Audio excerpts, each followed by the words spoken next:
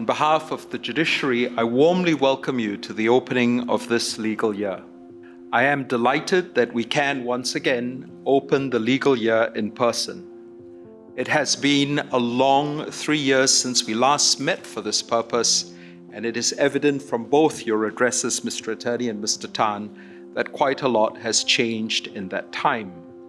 It is therefore apt, as we gather today, that we take the opportunity to reflect on some of what has taken place over the last few years, and to make a start on separating the wheat from the chaff. Let me now return to the subject I alluded to at the beginning of my response, reflecting on the changes that have taken place over the past few years.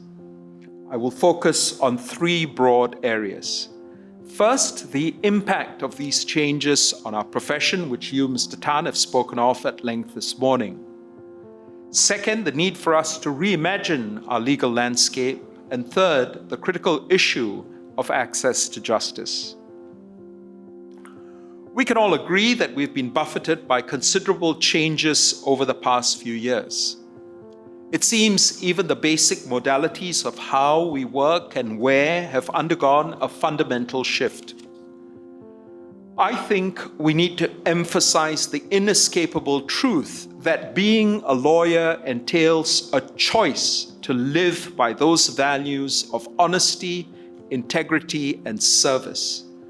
This is important because each of us, by our involvement in this enterprise of administering justice, has the ability either to do tremendous good or inflict tremendous harm, depending on whether we place character and values at the forefront of what guides us. That is why admission to the bar is about character first, and only then about competence. I turn to the second broad point, which is the emerging legal landscape. I've spoken on several occasions about how globalization and technology are reshaping that landscape. These forces have changed the where of legal practice by breaking down jurisdictional silos and upended traditional notions of just what legal services are, who are involved in delivering them, and how they do so. These changes have been accelerated by the pivot towards the greater use of technology over the last 3 years. Technology, big data, artificial intelligence, and privacy are issues that concern all of society.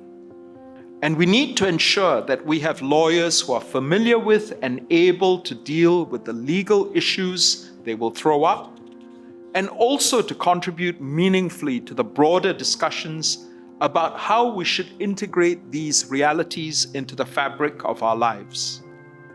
An important aspect of ensuring this will be to modernize the way we educate legal professionals. Let me finally touch on access to justice, which must be at the core of our justice system. Even the best justice system will be worthless if it is inaccessible.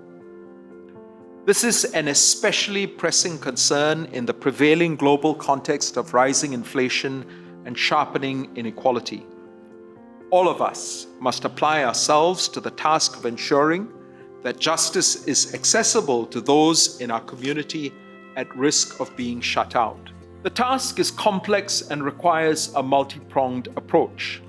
First, there is public legal aid, such as that offered by the Legal Aid Bureau and the newly established Public Defender's Office, which you, Mr. Attorney, have mentioned. Second, and just as importantly, there are private forms of legal aid. The Law Society's Pro Bono Services Office and the Criminal Legal Aid Scheme are among the most notable achievements of our profession, and they rest on the invaluable contributions of private legal practitioners. But third, the judiciary has been working on many initiatives, some of which I've already mentioned. These are part of a broader effort to develop an access to justice framework that is geared towards serving the needs of our court users.